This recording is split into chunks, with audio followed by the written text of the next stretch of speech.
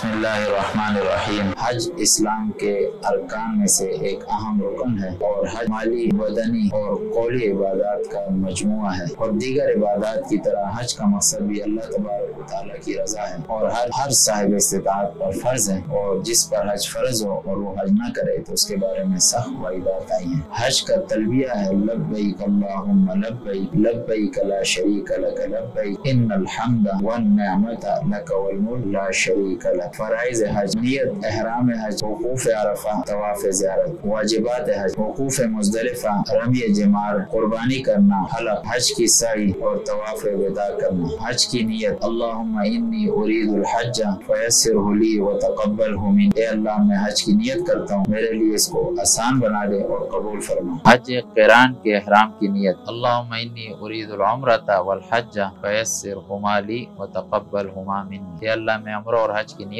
کرتا ہوں، ان دونوں کو میرے لیے آسان کر دے اور قبول فرما۔ عمرے کے احرام کی نیت: اللہم انی ارید العمرۃ فیسرھا لی وتقبلھا منی۔ اے اللہ، میں عمرے کی نیت کرتا ہوں، میرے لیے اس کو آسان بنا دے اور قبول فرما۔ طواف کی نیت: اللہم انی ارید طواف بیتک الحرام 7 اشواط للہ فیسرہ لی وتقبلہ منی۔ حجر اسود کے استلام کرتے وقت یہ دعا پڑھے: بسم اللہ اللہ اکبر وللہ الحمد۔ صفا مروہ کے درمیان سعی کی نیت: اللہم انی ارید السعی بین الصفا والمروہ 7 اشواط للہ تعالی فیسرہ لی وتقبلہ منی۔ حج کا پہلا دن 8 ذی الحجہ ہے اور اس میں احرام کی حالت میں مینا کی طرف روانگی کرے اور مینا میں 8 ذی الحجہ کی ظہر، عصر، مغرب اور عشاء کی نماز پڑھے اور رات مینا میں قیام کرے۔ حج کا دوسرا دن 9 ذی الحجہ ہے اور 9 ذی الحجہ کو فجر کی نماز مینا میں پڑھے اور اس کے بعد عرفات کی طرف روانگی کرے۔ زوال کے بعد وقوف عرفات اور اس کے بعد ظہر کی نماز بھی عرفات میں پڑھے۔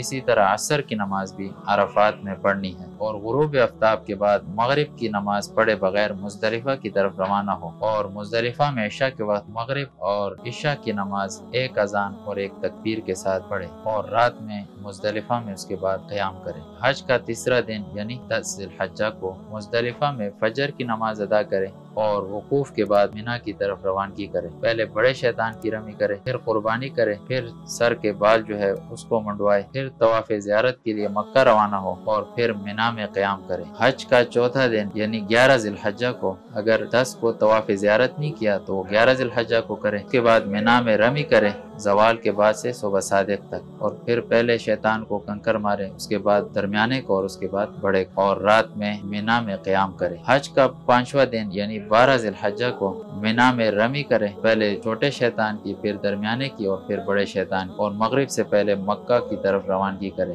11-12 ذی الحجہ کو زوال سے پہلے اگر کسی نے رمی کی تو وہ رمی شمار نہیں ہوگی۔ زوال کے بعد دوبارہ رمی کرے ورنہ اس پر دم لازم ہو۔ طواف زیارت کا وقت 10 ذی الحجہ کی فجر سے لے کر 12 ذی الحجہ کی مغرب تک ہے۔ اگر مینا روانگی سے پہلے حج کی سعی نہیں کی تو طواف زیارت کے بعد حج کی سعی کرے اور وطن روانگی سے پہلے طواف الوداع کرے۔ اس کے علاوہ جتنے بھی احرام کے ممنوعات ہیں اس پر عمل کرے، خوشبو لگانا، سلے ہوئے کپڑے پہننا، جتنی بھی چیزیں ہیں اس پہ عمل کرے۔ اللہ تبارک و تعالیٰ میں صحیح معنوں میں حج کرنے کی توفیق نصیب کرے۔